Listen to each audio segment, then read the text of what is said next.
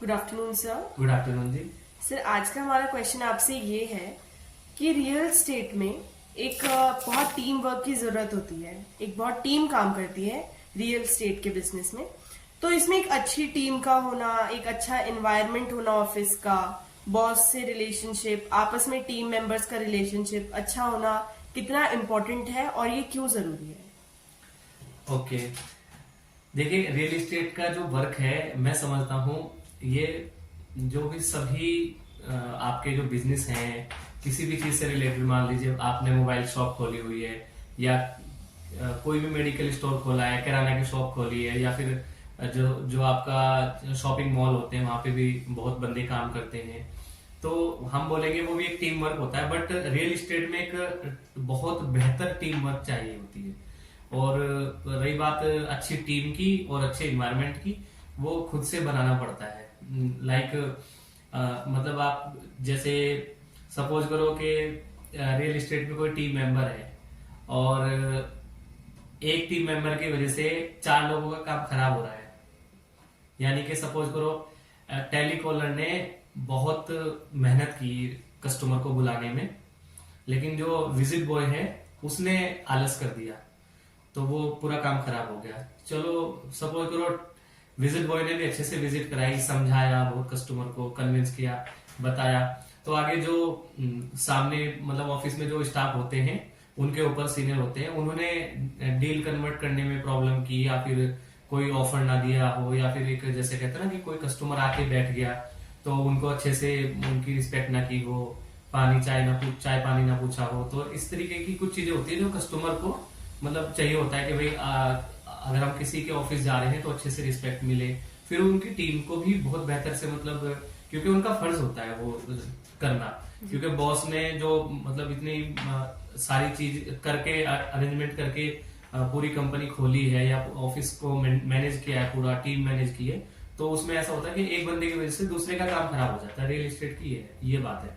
दूसरा मैं आपको बताना चाहूंगा कि कोई भी चीज हो, वो जैसे रिलेशनशिप बिल्ड करना होता है जो ऑफिस के इन्वायरमेंट के हिसाब से, तो ऐसा होता है कि ये ना दोनों तरफ से होता है। जैसे आपका जो बॉस है या सीनियर है या कोई आपके ऊपर कोई मैनेजर है, वो अच्छे से आपसे बात करे, अच्छे से आपको काम सिखाए, अच्छे से आपसे काम कराए, और फिर आगे आप भी बहुत अच्छे से काम करने वाले बंदे हो, अच्छे से बहुत काम समझते हो, फिर वो एक बात को बहुत अच्छे से तरीके से समझते हो, तो वो एक अच्छी टीम की पहचान होती है।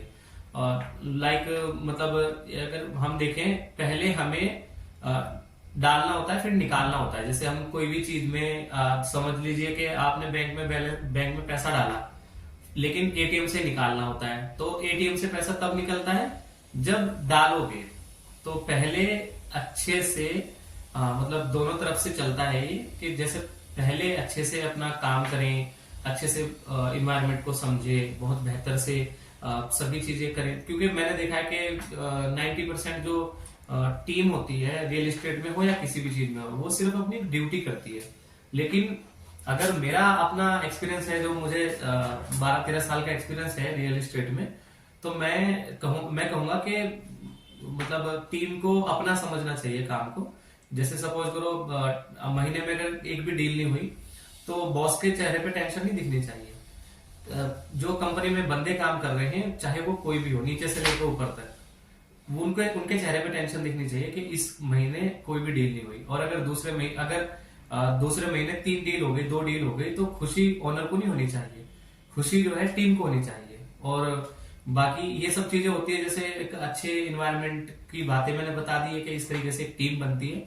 टीम की अगर स्पेलिंग में देखोगे आप, तो उसमें कई सारे बंदे होते हैं, तो मतलब अलग अलग में, तो वो अगर अपना काम अच्छे से करें तो एक अच्छी टीम बनती है। अच्छी टीम से ऐसा होता है कि कस्टमर टीम वर्क ही देखता है। अगर मान लीजिए मैं अकेला काम करूं, मैंने अच्छी खासी मतलब डील कर रखी है, बहुत सारे हाउसेस, मैं बिल्डर हूं, तो मैं बहुत सारे हाउसेस कस्टमर को ऑलरेडी बना के दे चुका हूं, बहुत लोग खुश है मेरी सर्विस से। लेकिन मैं अगर कहूँ तो मैं अकेले नहीं कर पाऊंगा, है ना। और मैं कोई भी क्या अकेले नहीं कर पाता, टीम होनी बहुत जरूरी होती है। और फिर टीम को भी ये समझना होता है कि हम काम कर रहे हैं तो ये हमारा फर्ज है, ये हमारी जिम्मेदारी है। यानी कि एक बंदे को अगर मेरे पास में 2 साल काम करते हुए हो गए, मेल हो या फीमेल हो, वो दूसरे दिन वो 2 साल बाद भी इस तरीके से ऑफिस में आए जैसे उसका पहला दिन है। यानी कोई गलती ना हो या कोई नुकसान ना हो, या फिर मैं अपना पूरा काम करके देंगे हम, जिससे कि शाम को हम घर जाएं तो एक तसल्ली हो कि हाँ भाई हम कुछ करके आए हैं,